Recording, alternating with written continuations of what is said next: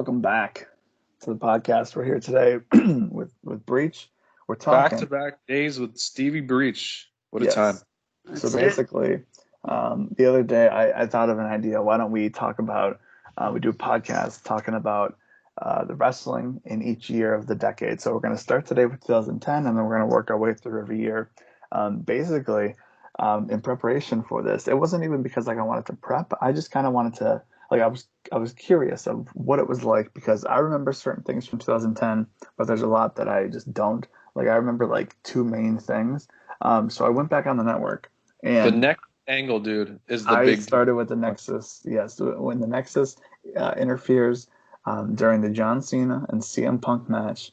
And honestly, the fact that so it was a viewer's choice match, and the fact that the viewers, quote unquote, the viewers, picked Punk like to face John Cena, and it started this big thing because it like obviously we know where it went because like Punk obviously at the end of the year became like the leader of the Nexus. So the fact that it started with that, and then going into 2011, obviously, like what happened, Not like, awesome. the Nexus stuff was, I mean, that was the thing. Like people were afraid of the Nexus. You know what I mean? So let's start back at the beginning of the year. All right, well, shoot, I thought we were just gonna go from whatever, but all right, let's find out. Is your podcast, Justin? I just am here. But we're gonna go in order, dude. I don't want to jump around time jumps in the middle of 1 year. Well, nothing else is important, but by all means, Justin, you can go ahead. So Breach, Hogan, Yeah. TNA, January 4th, You're just going out the nuts. and then Brett returning to confront Shawn, January 4th. What'd you watch first? I honestly was at work. I came home. I turned on Impact first because I felt like Raw was basically going to be... Hey, you want to know what else? You know what else? Okay, everybody jokes about these things. John Cena, like WWE, like it was basically like, we don't care about this. John Cena went to a football game in Arizona to flip a coin. They didn't even have Cena on the show. And it wasn't to promote a movie. It wasn't for anything other than him just flipping a coin. And I don't know if it had anything to do with Make-A-Wish or anything like that.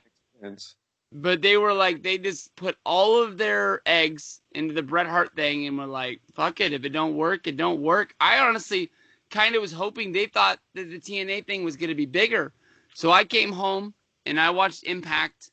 And I was treated to a main event of Hulk Hogan and Abyss versus AJ Styles and Ric Flair. And I got exactly what I asked for. I don't think that was I think the main event was, I thought it was AJ versus Kurt Angle. I'm pretty sure that Hogan wrestled on the first show. No, I think they built it up. I think Hogan wrestled after the fact. Oh, well, geez. Didn't plan that out well. Hogan did wrestle like later on. Yeah, AJ Styles defeated Kurt Angle to retain the TNA World Heavyweight Championship. Jeff Hardy made his debut. The NWO reunion. Remember 2010 when the NWO reunion happened and we thought they were old? Like, jeez. The band. Here's the 10 thing years later, it's still running. Here's the thing about that, like the Monday Night Wars, I guess you can say. So at that time, in like my friend group, like everybody was a wrestling fan. And so everybody pretty much everybody was so like, oh, you got to watch TNA. They were telling me that you have to watch TNA. TNA is going to outlive WWE. It's the program to watch right now. Like, Tommy's going to yell at me for like these, words that I'm saying right now because he's probably going to be like, no, you're wrong. I never said any of that. But everybody was telling me to watch TNA. I tried to watch TNA. I couldn't watch TNA. I was very, very, pro WWE at that time. And so trying to watch TNA was just like crazy. And then you see them change to the four-sided ring, and that was a big thing. And I just when they changed to the four-sided ring, I was so mad. They opened that pay-per-view, whatever they had, and was like, we're doing a four-sided ring. I'm like, this is not what I watch you for. I want the 6 sides. Yeah, and they changed to the blue, remember? I might have been wrong about the Hogan thing. But the one thing I remember that I know was on that first show was they brought back that like cage that was like a circle. I forget Yeah, it was like I it was think like they called it like the something dome or something like that. yeah. And was it? Oh, it was Homicide. Homicide was supposed to climb out of the cage and he couldn't get out. He was like stuck at the top and he couldn't swing himself through. And then Jeff Hardy came out and you thought he was going to do a run in, but he just climbed up on top of the cage And and he sat sat there. there, and they went to commercial break. It's like Jeff Hardy's in TNA. What's gonna happen on this epic night? Also, TNA did a 3-hour show, and this was back when Raw was only 2 hours, 9 to 11. Dang, see, I don't remember that either. Yeah. Right. So what a Huh. time. Yeah, well, we see how that went. You know, we see how that went for him because that like, I mean, I really had to like. It took me until now to think about that because Also, you yeah, gotta remember in January, Sheamus beat John Cena in December, so Sheamus is a champion, which is wild. He went from really, ECW to like shot to the moon with WWE champion. Oh. I remember I saw Sheamus in a dark match at the Raw that I went to a couple months prior to that time. It's really funny. That's So pretty. I remember Batista coming in that chamber where Cena won the title. Batista came and he's like, Vince is like, oh yeah, Batista's gonna face you now, and then he just wins the title.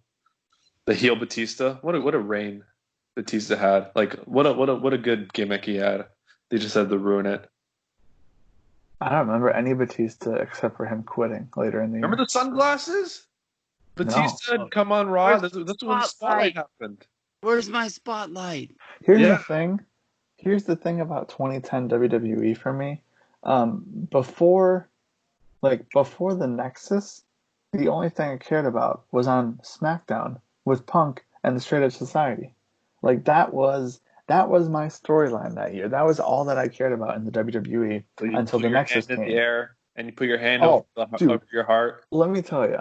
Later that year at Night of Champions 2010, the first pay-per-view that I ever went to, it was Big Show versus CM Punk. Punk still had the mask, and I'm not even joking. Me and maybe 10 other people scattered through the arena were the only ones standing up during Punk's entrance. Like when he did his whole, raise your hand or whatever. I was raising my hand. I was proud. I was like, this is my guy, Punk. He's from Chicago. We're in Chicago.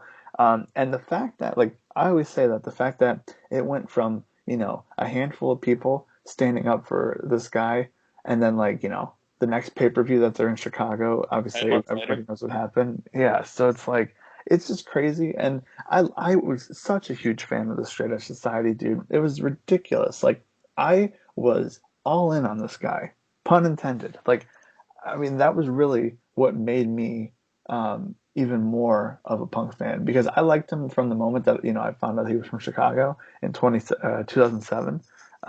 But like that Straight Edge Society thing, I mean, like the fact that he like wrote all that by himself and like he tells the story that he went home and just wrote like weeks and weeks and weeks of TV for this thing. He brought in Luke Gallows, who obviously was Festus, and they said that he saved him. And he would bring out people like here's the process that I went through in my head, where I was like seeing these people on TV get picked from the crowd to get their head shaved.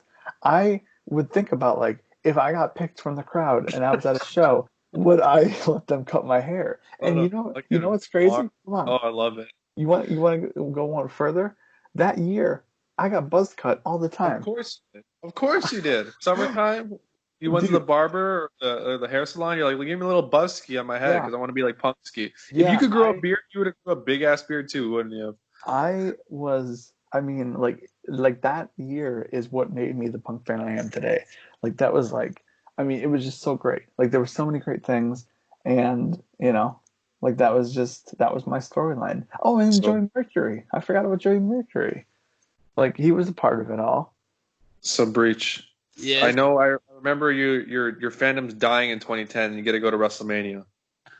Oh, that came out of the middle of nowhere when I won that contest. So like before that, were you just watching for the sake of watching? What were you doing? It was pretty much just watching Raw. I didn't watch SmackDown at all, but that was just because I had watched it every Monday for ever that I thought that, that's just what you did. But I mean, I can't. I mean, I would watch the show, kind of just make fun of it. I wouldn't really like retain anything out of it or really like anything out of it. So you go to WrestleMania, you get baptized, and then what happens after that? Like you're watching everything, Raw, SmackDown, everything. Well, then right after that is when basically YouTube took off. So I pretty much kind of had to. I don't think I still cared about SmackDown. I mean, I'll face the facts. I mean, like even when Swagger was the champion. Well, I guess that was I remember that. When Swagger was the champion, like 26. That was possibly the time that it was must watch. And even besides for that, I can't think of a time where I was going out of my way to watch what was going down with SmackDown.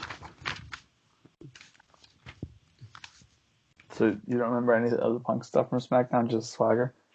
I watched highlights, but not like live week to week to week kind of That's stuff. what it was around that time that I found out that what's it called? That SmackDown was taped. Like when I was able to watch clips on YouTube and stuff. Where like you see like Jack Swagger cashing in. Like I watched it on YouTube because I was like, wait a minute, like people are uploading these clips and stuff. How is this possible? Miguel ruined that for everybody. Why? Posted that video. Posted the video with the spoiler in it, and just basically was like, "Hey, Jack Swagger beat Chris Jericho. He's the new champion." I think he said, "Suck my dick." Breach was like, "Ah, come on, dude." Dude, what made you like Swagger so much? So Shawn Michaels retired this year. Breach, you saw it. Mike, you're the HBK fan. Yeah. Okay. Well, hold on. I thought he was coming back. I wanna know why Breach likes Swagger so much. I just liked his look, and I liked the wrestling background, and everybody was like, "Oh, he's like a Kurt Angle wannabe." But I thought that having a physical wrestler, having a wrestler that is has a physical wrestling background, I thought was like a huge plus.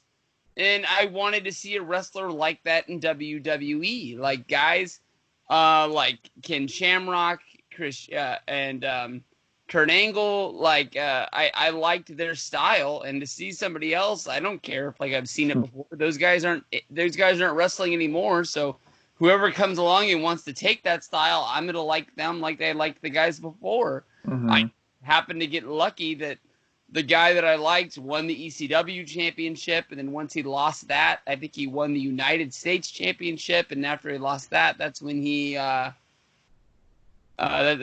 Money in the Bank, and then cashed in and won the World Heavyweight Championship. That guy had a rocket first year in WWE. Exactly. So Shawn Michaels, I'm pretty sure I watched it on a stream. And because I needed to watch that match, WrestleMania 26, it was a big deal. And the next night on Raw, I remember I think I recorded a video and posted it to Facebook, telling people Shawn Michaels is he retired, and I'm gonna let people know about this. yeah, I think I did. I was sad, dude. That was that was the last time he was gonna ever wrestle. I wanted him to beat The Undertaker. I was one of those people. Oh man, never. We would have had heat, Justin. I would have. Oh yeah, you would have talked to me for months. I would have been like, oh, this stupid Undertaker fan. When I won the tickets to WrestleMania 26, I know everybody in the world has heard this story 1,000 times, but if they have not, I won those tickets through WWE Comics, which was a comic book about wrestling, using the wrestlers as the characters and stuff like that. And I actually sat next to two of the guys that worked on the comic book. I don't know if they were the illustrators, if they were the writers. One thing leads to another, they worked for it. Huh. And they were proud of what they did. They had a folder, not like a 3-ring binder. And it was full of art for it had future covers, it had future storyboards, and he flipped through it and he showed it to me as we were sitting there before the show started to show me who they were. And I basically I never liked comics in my life, but I kind of played it up, and I was like, oh, this is really cool. I liked the artwork. I mean, it was cool. It was flashy. I wouldn't hang it on my wall or nothing like that. But he showed me a whole bunch of stuff. Halfway through the Shawn Undertaker match, I kind of started thinking about it again. And that's when it like crept in my mind, like of all those pictures he just showed me earlier in the day, Shawn was in none of them. And I was like, nah, I still didn't believe. Like, but that's what I was honestly thinking about during that match. And I was like, nah, he has to win. I mean, Shawn's old, but he'll still wrestle forever and ever. Like, this ain't it. And then when he lost, I'm in my head booking, like, oh, he'll be at SummerSlam. Yeah, there's no way. Like, yeah, you can't beat Undertaker at WrestleMania, but he's not undefeated at SummerSlam.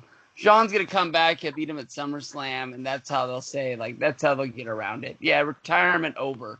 Like, I thought there was no way Shawn was really leaving.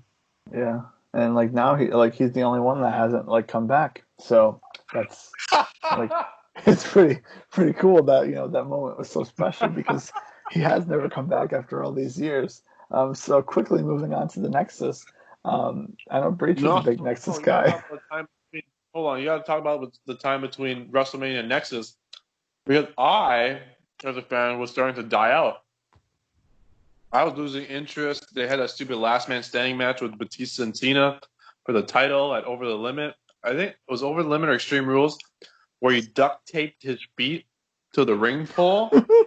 Yeah. And at that moment, this was like when I was really watching into UFC, and I was like, I think I'm done with this. Like I'll watch the main pay-per-views, but after that, like I'm done. Like I'm tired of this wrestling. And then right around then I found YouTube and it brought me back.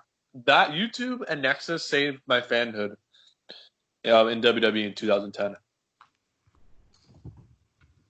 So the Nexus. Next thing was, I mean, I was on Skype at the time, but I was still working late, so I would come home from work and I would get on Skype. And my good buddy Miguel called me, like, the moment I got in my car. And he said, all right, listen to me. And I was like, all right. And he said, don't look at your phone. Go straight home.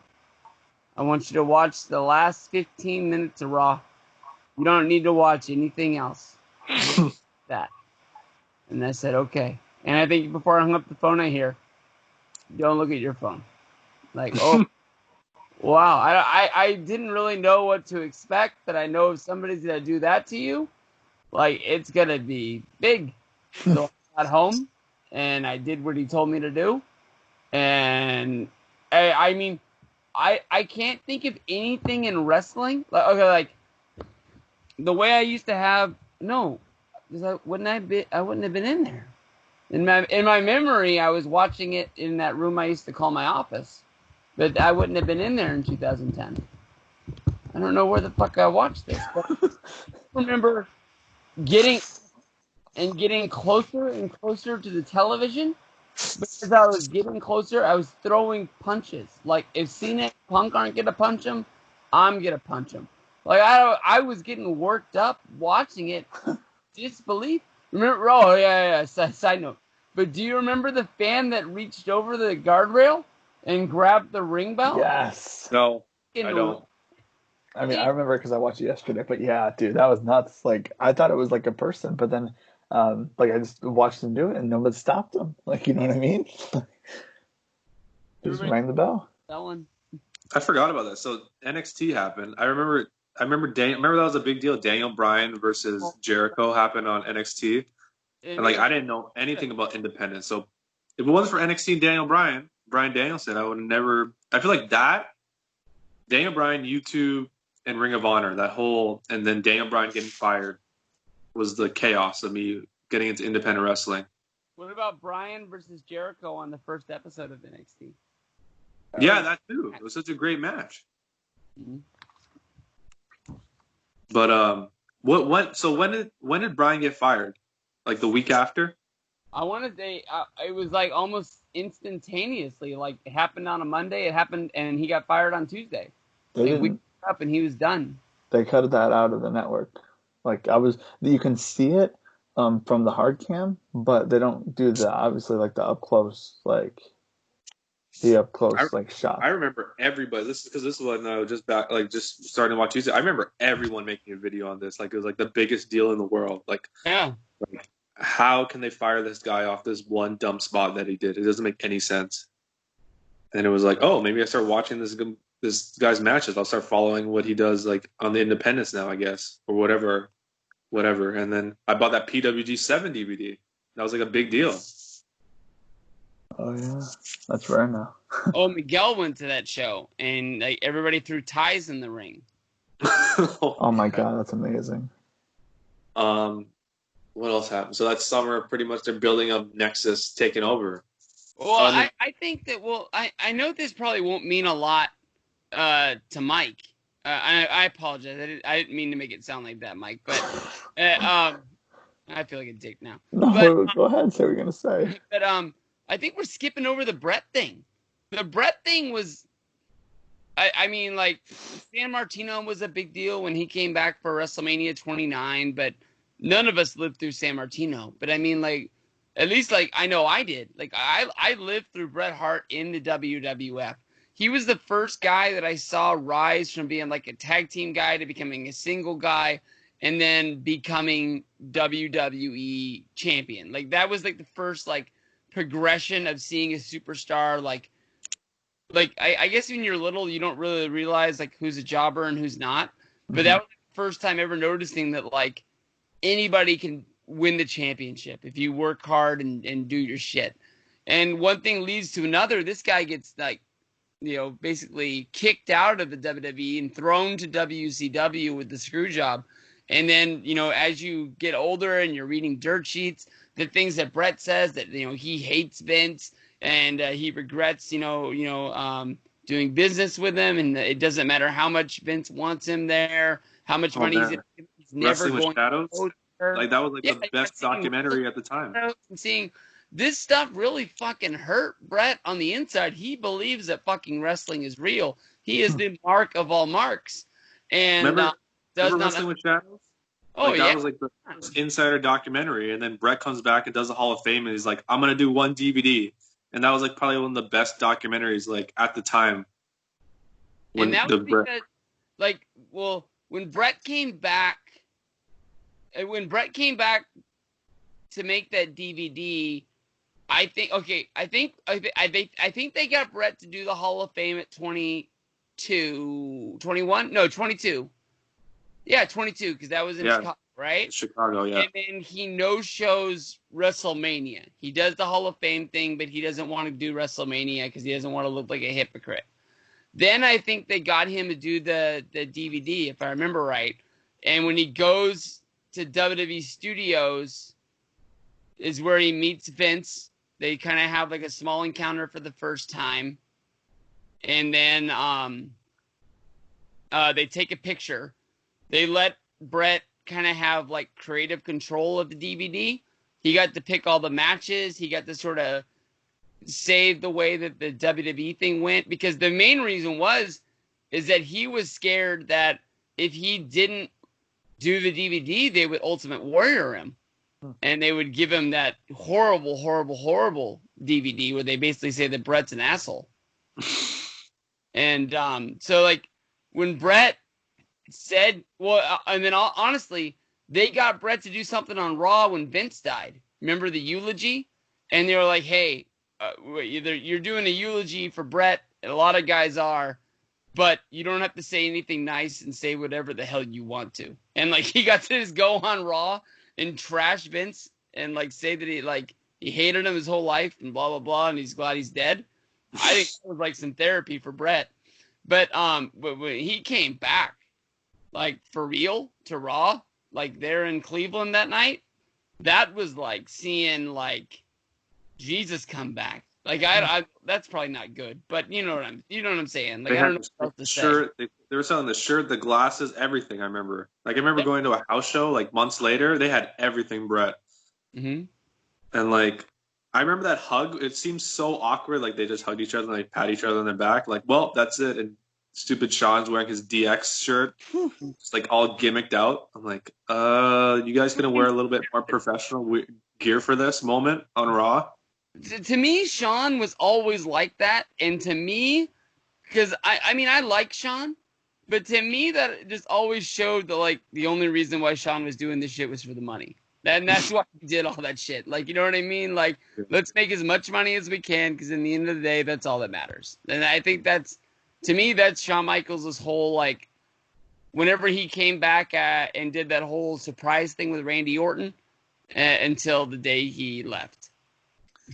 I remember that match in at Mania, dude. The build for if you watch that video package for Brett and Vince, it's a pretty good video package. And then you watch the match and watch the chaos that happens with all the Hart family outside the ring, and they all pretty much like attack Vince and then get him in a sharpshooter. Like, if we would have known what that match was going to be, I don't think anybody would have wanted it. Like, hey, Brett, just stay home, man. We good. We good. He should have just took that injury when he got like, didn't he get like a door thrown on his leg or something? I can't remember.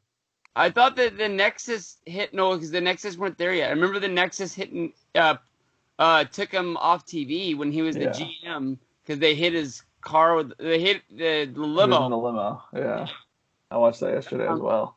Something didn't Batista? I thought Batista beat him up. No, I don't remember. No, I know because that's how Batista became the #1 contender. Because Vince needed somebody to beat up Brett, so Batista went out there and did it. And so Vince rewarded Batista the title shot at WrestleMania. Oh no, he won the title. Remember the Chamber? He just come out and like, oh, Cena, you're facing Batista now, and the Batista just wins. Oh, okay, all right, that's what it was. All right. This is 2010 for me. It's like my highs. Like I was like, all right, we're going to WrestleMania, and all of a sudden it just dropped off for me. Like I'm kind of done with this. Oh, Brett is U.S. champion. I know you want to talk about that. God damn it. That is the worst piece of garbage. Okay, I kind of mentioned this, but like with the whole Lloyds of London thing, Bret Hart could not wrestle a match. So they had to tell these people, like, hey, he's not going to wrestle. He's actually going to get beat up by all these people. So they have to do this smoke and mirrors trick once, and it doesn't work at WrestleMania. And now you're going to do it again on Raw in Montreal just so Brett can say he won the belt and he's never going to fucking defend it?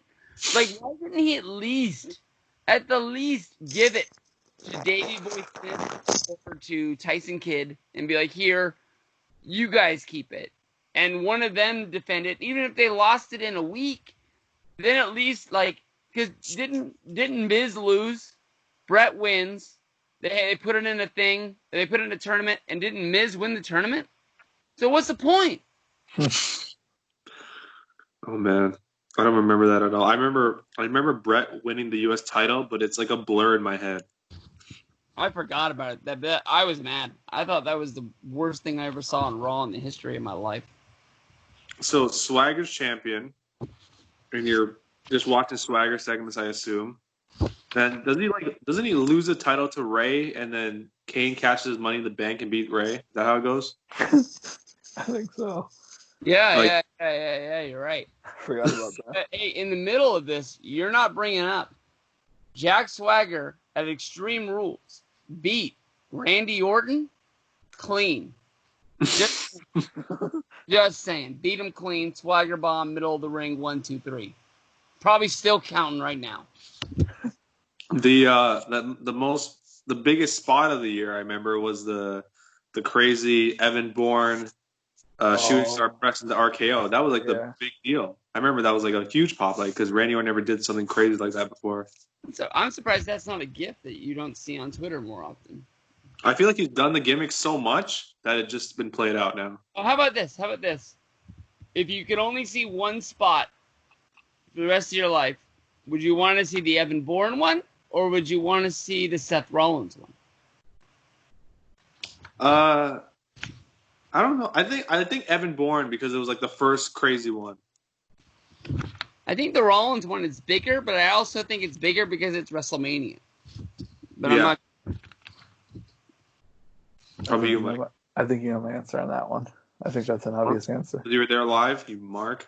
Yeah, especially what happened later. So he got RKO'd into oblivion. He got RKO'd into the main event. You always lose before you cash in. It's Exactly. unwritten rule. Oh, that Fatal 4-Way pay-per-view where they had 3 Fatal 4-Way matches. Yep.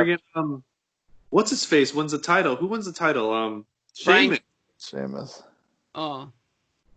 Sheamus won the title against what? Cena? Yeah. That was wasn't that like in a cage match though? Because the Nexus comes down, they take the keys and they throw the keys. Tarver throws the keys in the crowd, something like that. Oh man, I feel like we should be looking at results, but it's fine. I know that happened. I remember that happening, but No, Sheamus defeats John Cena, Edge, and Randy Orton in a Fatal 4 to win the title.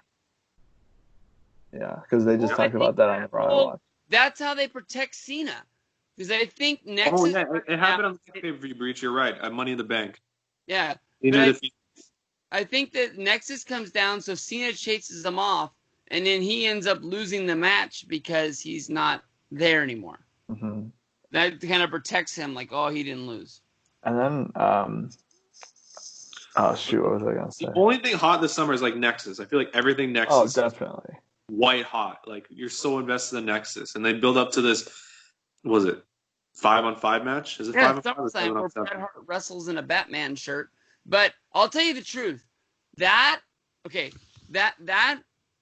pay-per-view was really hot, and that was like the first show I ever traveled to go see, to go hang out with Luke and Miguel.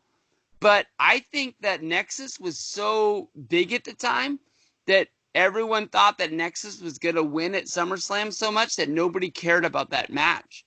But when I went to Raw here in Sacramento at the Golden Arco Arena, Team WWE kind of like reunited together with Edge and Christian no longer feuding with Cena, and then getting on the same page with everybody.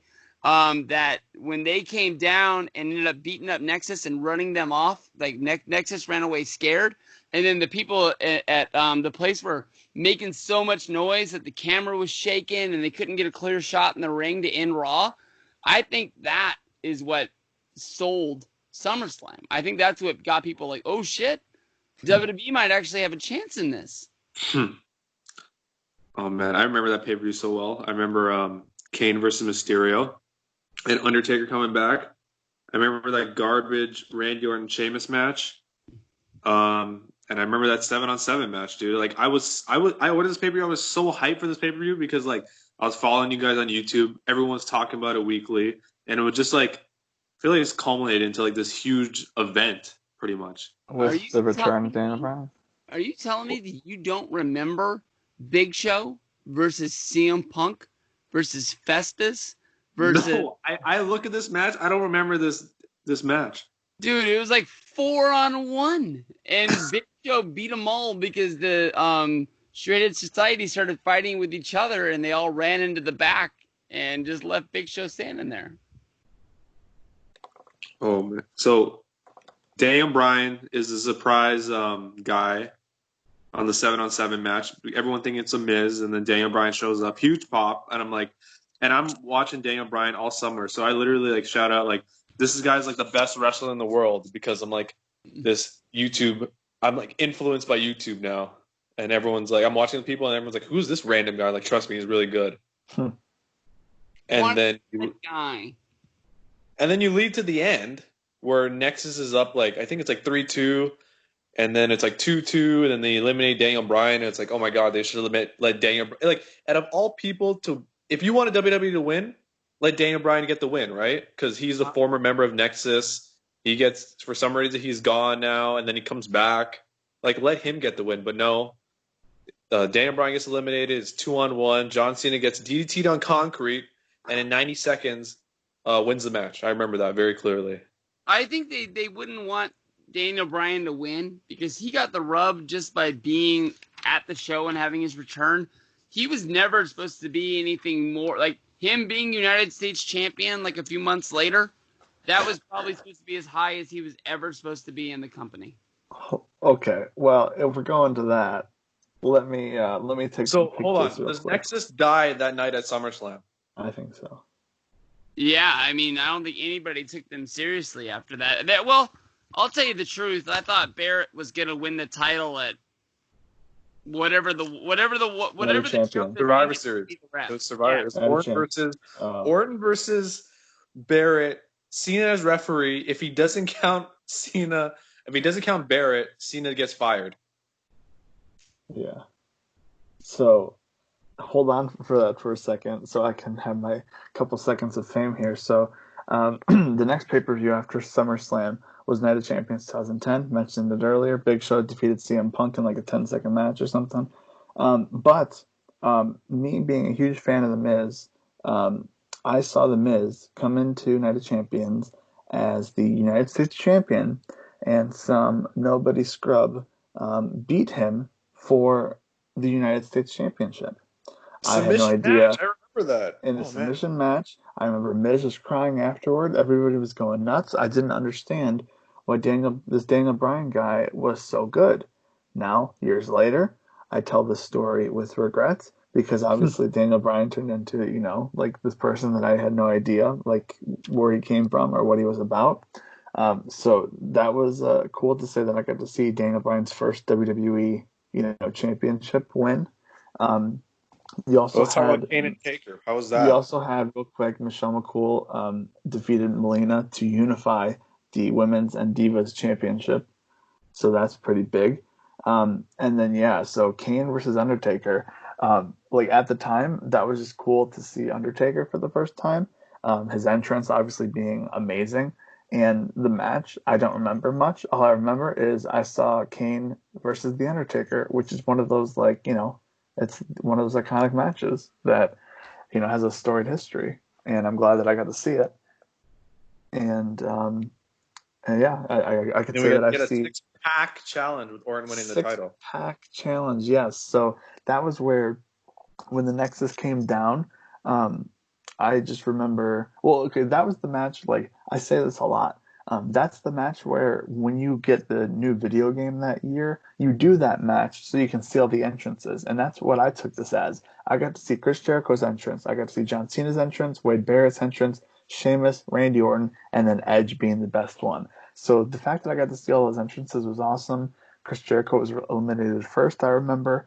And then I remember the Nexus coming down and attacking like everybody right after that. And then Randy Orton winning the title. I mean, Randy Orton was like a lot of people liked him at the time, so it kind of made sense where he would win the title.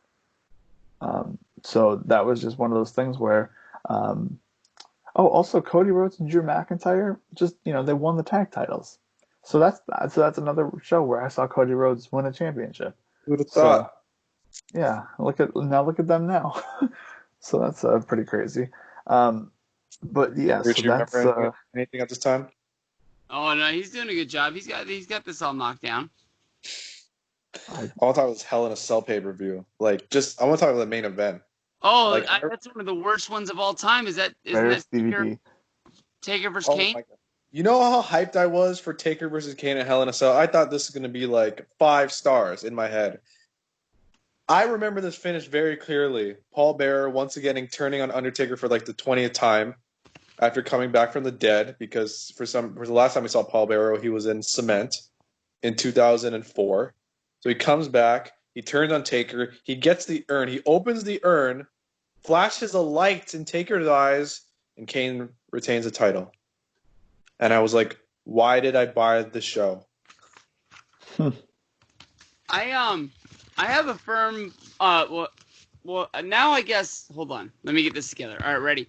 All right. When Undertaker doing all of these like podcasts, like every single time I hear him asked like how much longer you gonna go, he always kind of makes sense that you gotta watch the documentary. And that makes me kind of think he's actually gonna retire at the end of the documentary. Like that's where he's gonna have like his so-called retirement speech. Yeah. In my mind, the way I always wanted them to retire was basically have Undertaker versus Kane at WrestleMania, and somehow we see these guys fall to hell, and that's how they actually die.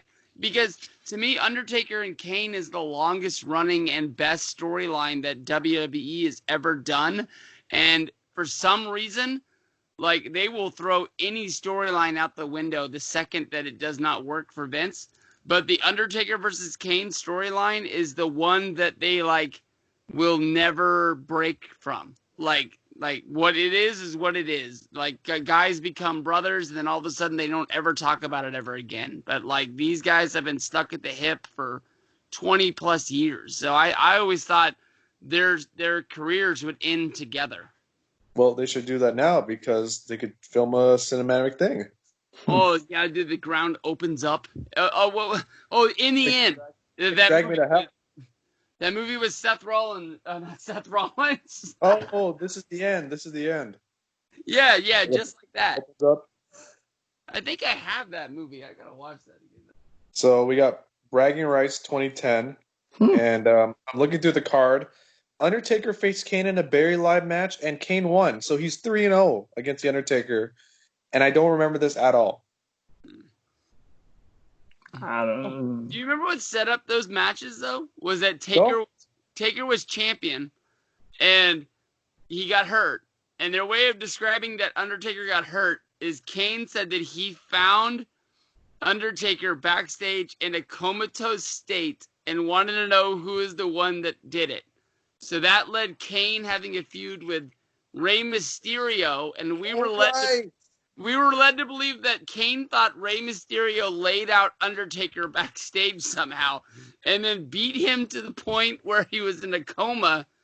And then when it all came down at SummerSlam, Kane is the guy that beat up Undertaker. So when you look back at the storyline, we had to sit through months of this because Kane beat up Undertaker, but didn't want to take credit for it, blamed somebody else for doing it, only for Undertaker to come back and beat up Kane.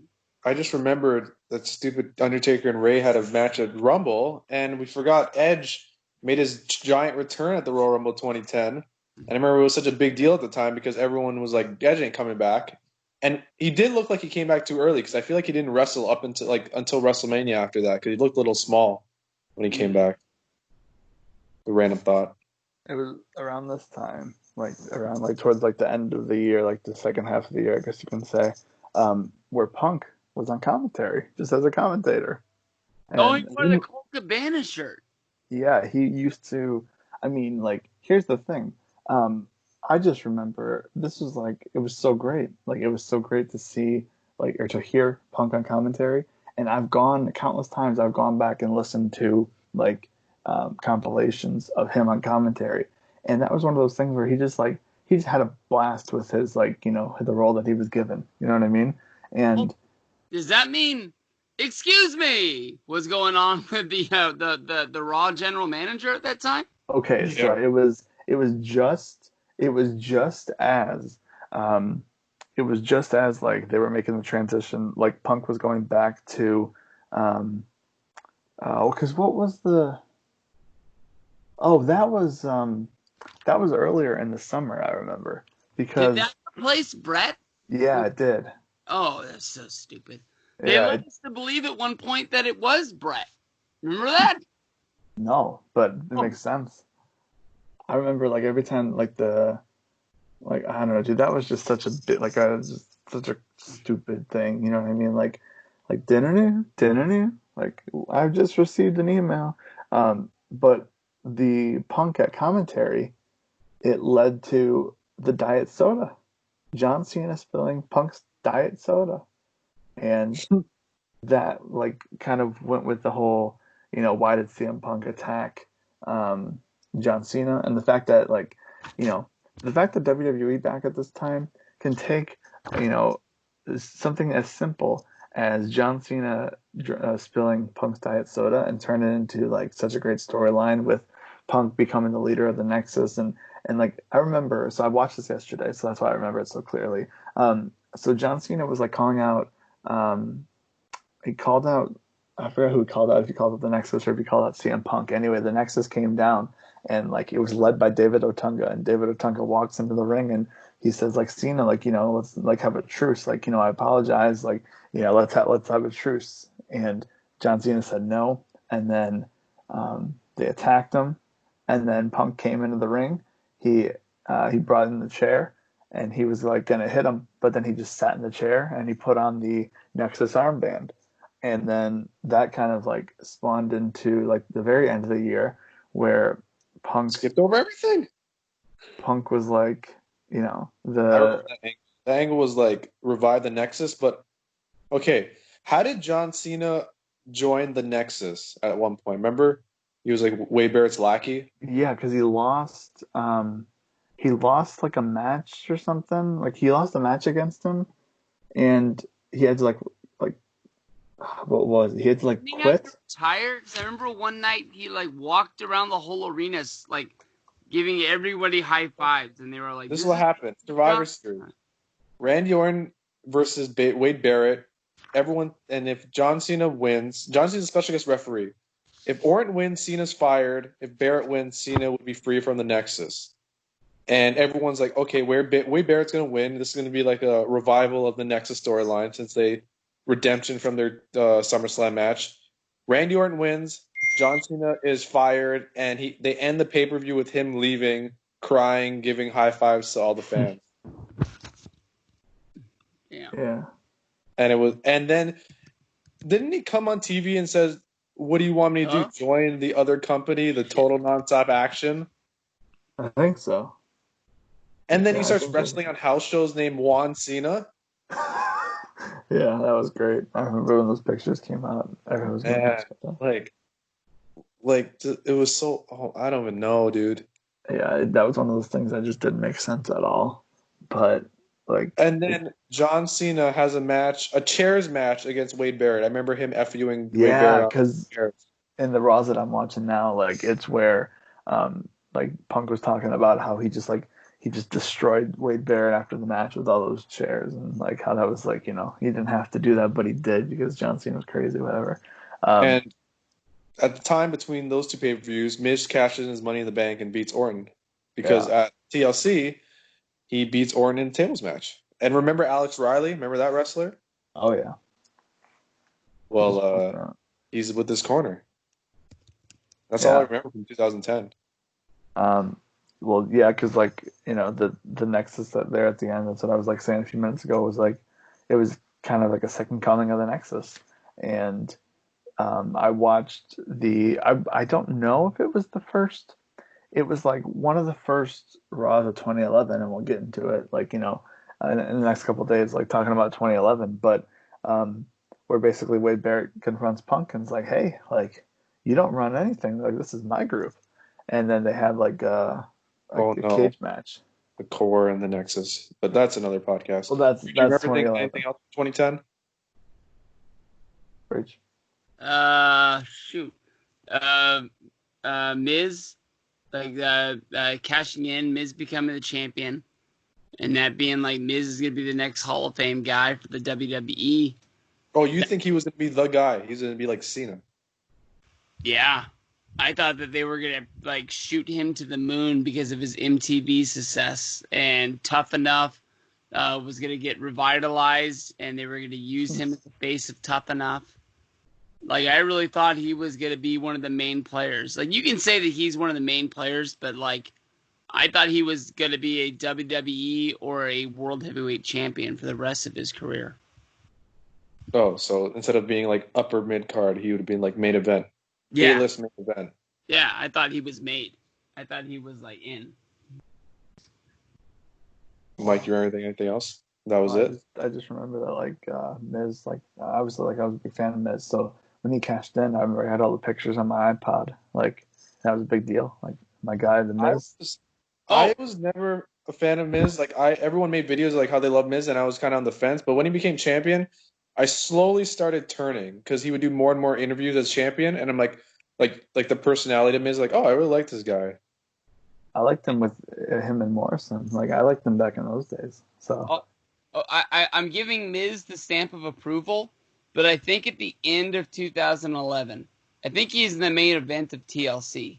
So he had to have come in somewhere between like SummerSlam, like in that later fall period. I think he makes his debut for WWE.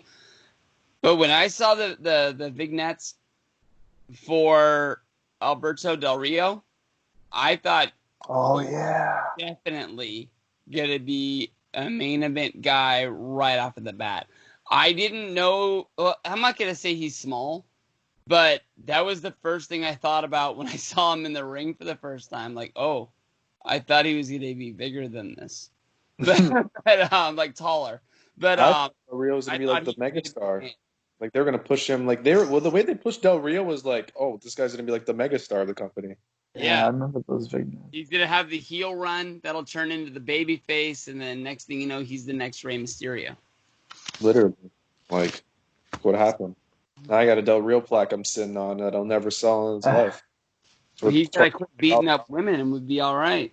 So on that note, we'll talk about 2011 probably in a couple days.